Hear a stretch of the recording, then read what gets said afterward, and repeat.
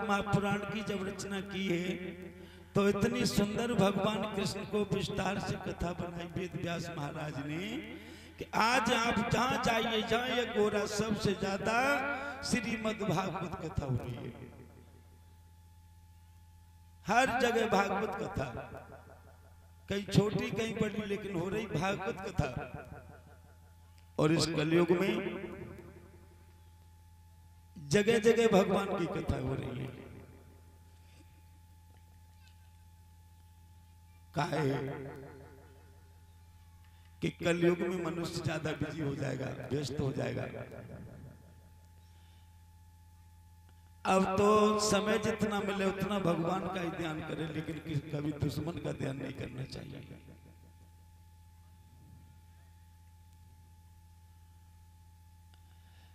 कभी भी मन परेशान हो, दुश्मन से भी परेशान मन हो, फिर भी भगवान का ही ध्यान करना चाहिए, भागवत सिखाती है। और दुश्मन से जितना ध्यान करोगे उतने ही बर्बाद हो जाओगे। उस समय भगवान से केवल ध्यान शुरू कर दो, किसी से भी दुश्मनी हो जाए, ईमानदारी की दुश्मनी, दुश्मन कितनी भी दुश्मनी माने तुम मत मानो, तुम भगवान का उस में ध्यान करो। और अपने कर्मों का पश्चाताप मनुष्य को जरूर कर लेना चाहिए जीवन में। बोलिए गोविंद भगवान की जय हो। लेकिन न कर्मों का पश्चाताप करके मनुष्य जाने कैसे कैसे विषयों में पड़ जाता है, ऐसे हमारे गुरुओं ने बताया। बोलिए गोविंद भगवान की जय। मनुष्य को ज्यादा इतराना नहीं चाहिए, ज्यादा घमंड में नहीं आ जाना चाहिए, कभी दौलत किसी को नहीं दिखानी चाहिए, क्योंकि एक से ज्यादा एक बढ़कर दौलतमान है। किस किस को हम अपनी दौलत दिखाएंगे कि हमने कितनी जोड़ी, कितना खेत है, कितनी जमीन है, फार्म के फार्म लोगों के पड़े। हम अपने खेत को घमंड का करें, इतने बड़े बड़े में तो लोगों के मकान बने, कंपनी बनी, कारखाने, क्या है मेरे पास? सिकंदर से बड़ा कौन हुआ? ऐसी कोई कथा नहीं है जहां में सिकंदर की कथा नहीं भागवत में आती है, लेकिन ऐसा सिकंदर नाम कर गया है माता बहनों भगवत प्रेमियों कि सिकंदर को जरूर याद करते हैं लोग। बोलिए गोविंद भगवान की। क्यों करते हैं ऐसा? क्या सिकंदर ने किया? जात का मुस्लिम था। सिकंदर को इतनी चाह धन की बड़ी, मान की जब मेरा नाम सिकंदर है तो सिकंदर ही बन करके रहूंगा।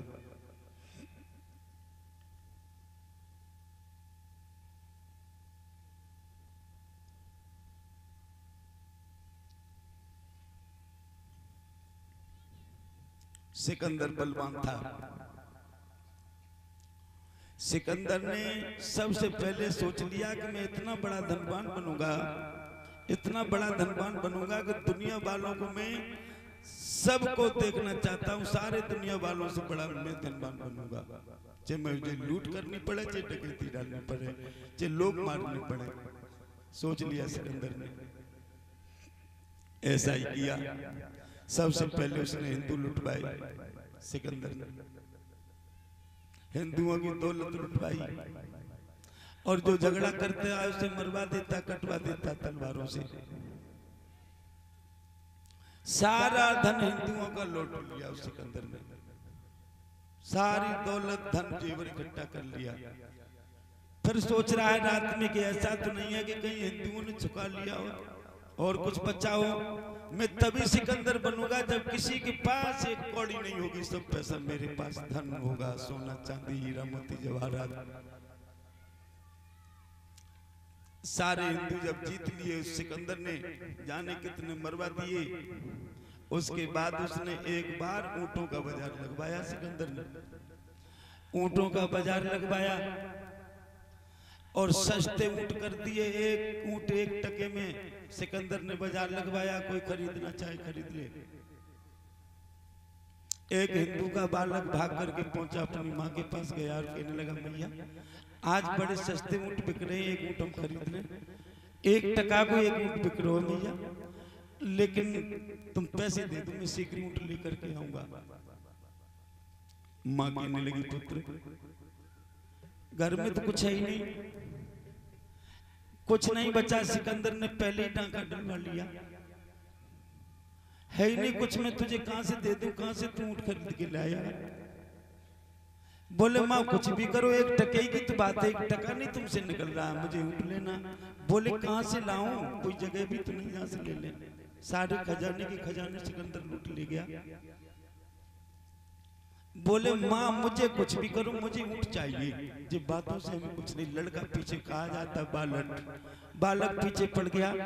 माँ सोचती रही, एकदम ध्यान आया, एकदम कहने लगी तू 1 टका ही तुझे चाहिए। बोले हाँ। बोले तेरे पिताजी को जब युद्ध में मरवा दिया गया, 1 टका बचा वो मैंने मरघट में तेरे पिताजी के साथ दबा दिया, और तुझे देखना यदि कहीं मिल जाए तो तू ऊँट ले लेना, न मिल जाए तो फिर मुझ पे और कुछ उपाय नहीं है। भाग करके पुत्र गया, उसने अपने पिताजी का मरघट खोद दिया। मरघट खुदवाया, उसने देखता रहा, उसे 1 टका मिल गया। भाग करके गया, उसने ऊँट खरीद लिया और ला करके दरवाजे पर ऊँट बांध दिया उसने, लड़के ने। बोले हम ऊँट खरीद लाए, सस्ते ऊँट थे। शाम को जब बाजार बंद हुआ, सिकंदर ने पूछा ये बताओ कितने ऊँट बिके। कर्मचारियों ने बताया 1 ऊँट बिका है। बोले किसने खरीदा। बोले इस गांव में गया है। बोले उसे पकड़ करके लाओ। तुरंत ही उस बच्चे को पकड़वा लिया। बोले ये बताओ तुमने ऊँट खरीदा। बोले हाँ हमने खरीदा। बोले पैसे कहां से लाए तुम, 1 टका कहां से लेके आए जो तुमने ऊँट खरीदा। बोले मेरे घर में तो मिला नहीं, मेरी मम्मी ने मेरे पिताजी के साथ में मरघट में 1 टका डाल दिया था, वो हमने खुदोया, उसमें ढूंढा पाया और मैंने ऊँट ले लिया। सिकंदर बड़ी जोर से मुस्कुराया कि बारे हिंदू तुम बड़े चालाक हो। जब तुमने कुछ नहीं कर पाया तो तुमने अपनी दौलत मरघट में छुपा दी। जाओ हिंदुओं के मरघट खुदवा दो। मरघट खुदवा दिए हिंदुओं के, कुछ नहीं, अब जो कुछ मिला वो मरघट तक में उसे भी बनवा लिया सिकंदर ने। दुनिया में सबसे बड़ा धनवान बना सिकंदर, लेकिन जब मौत आई सिकंदर की तो सबकी मौत जब आती है तो आवाज नहीं देती है, लेकिन सिकंदर की जब मौत आई थी तब आवाज दे के मौत आई थी। बोलिए गोविंद भगवान की जय। सिकंदर की जब मौत आई तो आवाज दे करके आई कि सिकंदर अब मैं आई हूं तुझे लेने के लिए। बोला सिकंदर कौन हो तुम। बोली मैं तेरी मौत हूं, मैं तुझे लेने आई हूं। तुझ पर बचा जाए तो बच जा, कोई उपाय हो तेरे पास सिकंदर अपना उपाय पूरा कर लेना। मैं मौत हूं, मैं तुझे लेकर के जाऊंगी। आवाज दी मौत ने सिकंदर को। सिकंदर ने एकदम सारी सेना को एकदम बुलवा लिया चारों तरफ से। बोले सेना से कह दो, हुक्म दे दो कि मेरी मौत आई है, मुझे लेने के लिए, मौत मुझे ले जाना पाए। सारे शस्त्रों से सेना तैयार हो जाए। सेना कहने लगी आई महाराज, सेनापति कह रहा है कि मौत को क्यों रोक लेगा प्रभु। ए मालिक सिकंदर, मौत को सेना कैसे रोक लेगी, हथियार कैसे रोक लेंगे, हम तो नहीं कुछ कर सकते। बोले मेरे रिश्तेदारों को बुलाया। सारे रिश्तेदार बुलाए। बोले हमने तुमसे कितना प्यार किया, सबको बुलाया, मुझे बचाओ। बीबी को बुलाया, बच्चों को बुलाया। बोले मौत मेरे पीछे पड़ी है, अब इसका कोई उपाय करो, सब लोग मौत से लड़ो। घर वाले कहने लगे मौत से कौन लड़ेगा, मौत जिसको आएगी उसे तो ले जाएगी। सारे परिवार वाले भी कह के पीछे हट गए। उसने सारे जितने हकीम और डॉक्टर सारे बुलवा लिए। बोले जिस समय मौत कुछ भी करे उस समय मेरा इलाज शुरू कर देना, बोतल लगा देना, मैं मरूं नहीं। इतना भयभीत सिकंदर हो गया था उस मौत से। दुनिया का सबसे धनवान वो सिकंदर। हकीम डॉक्टर भी बुलवा लिए कि तुरंत यदि मौत आए, कुछ मुझे गड़बड़ लगे, तुरंत मेरा इलाज शुरू कर देना। लेकिन हकीम भी पीछे हट गए, हकीमों ने भी नहीं कुछ कर पाया। बोले सिकंदर मौत से कौन लड़ सकता है, मौत से कोई नहीं लड़ सकता। बोले तो हमने ये दौलत सारी कमाई है तो सब कुछ मेरा बेकार हो गया। बोले तो आप जानो आपका निर्णय। बोले तो अब मैं मरने वाला हूं। एकदम मंत्री कहने लगा महाराज मरने वाले तो कुछ और तुम्हारी इच्छा बाकी हो तो बताइए। बोले मेरी जीने की इच्छाएं तो पूरी हो गई हैं, लेकिन मेरे मरने के बाद 3 इच्छा मेरी जरूर पूरी कर देना।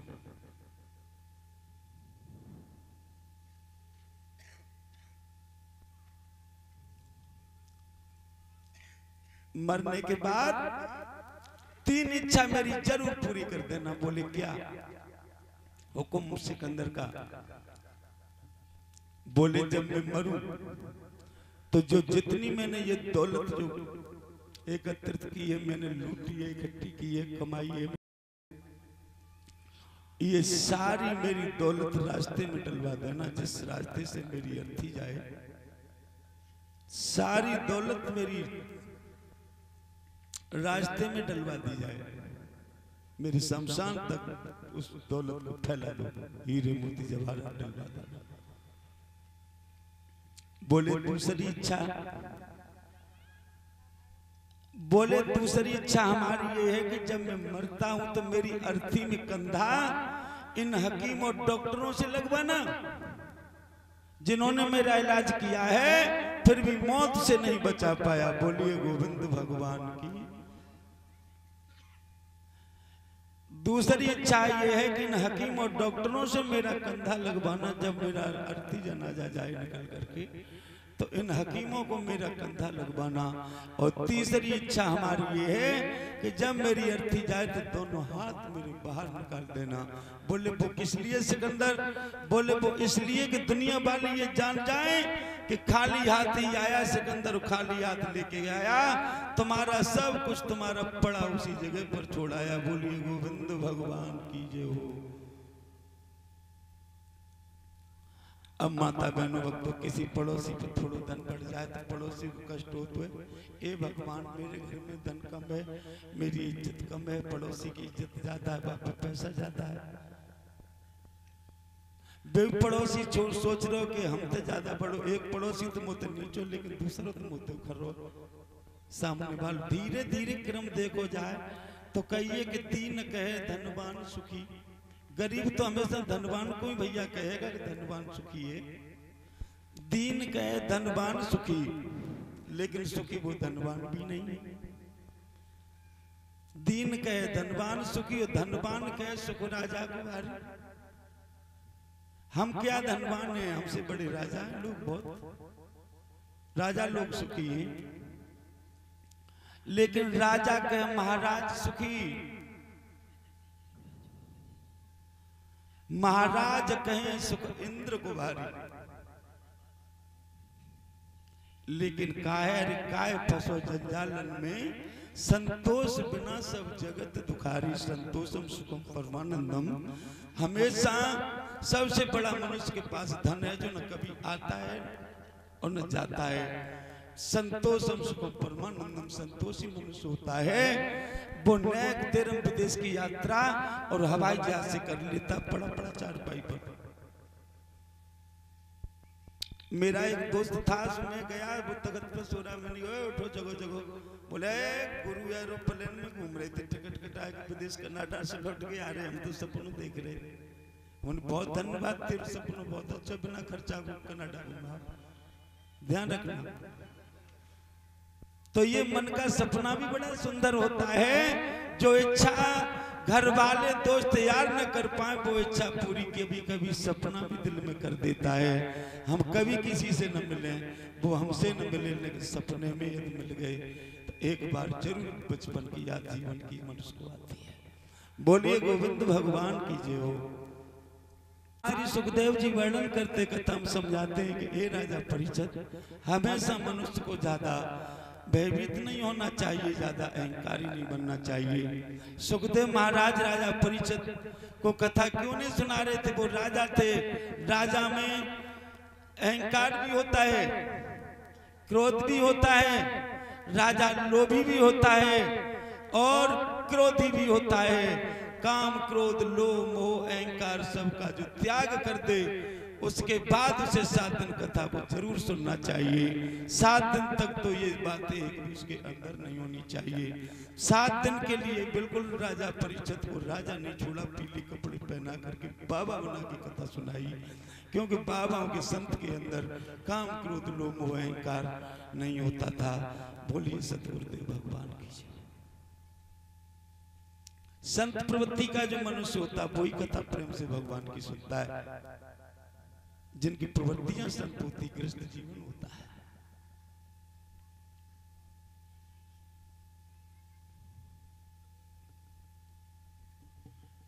कहा है बड़े बड़े विद्वानों ने अपने अपने भाषा में समझाया है, सत्संग है, कीर्तन है, भजन है, आत्मा में शांति है।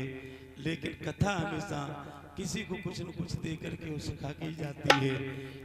क्यों कि देवताओं से संतों से भी कह दिया था सुनने कि सब श्रोता रूप नहीं, कुछ सोते और सरोते।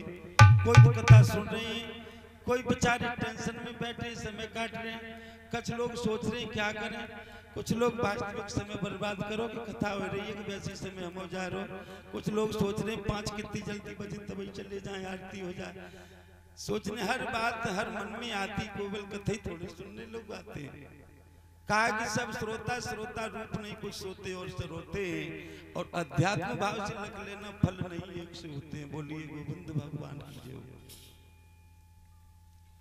लेकिन वैचारिक बातें यही होती है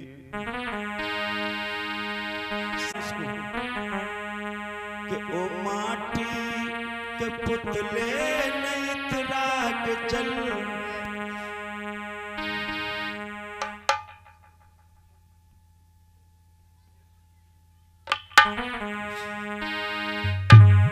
ओ माटी के पुतले नहीं इतरा के चल, तेरे जीवन का कोई भरोसा नहीं। ओरे माटी के पुतले ना इतरा के चल, तेरे जीवन का कोई भरोसा नहीं। बूंद पानी के पड़ते पिघल जाएगा, बूंद पानी के पड़ते पिघल जाएगा।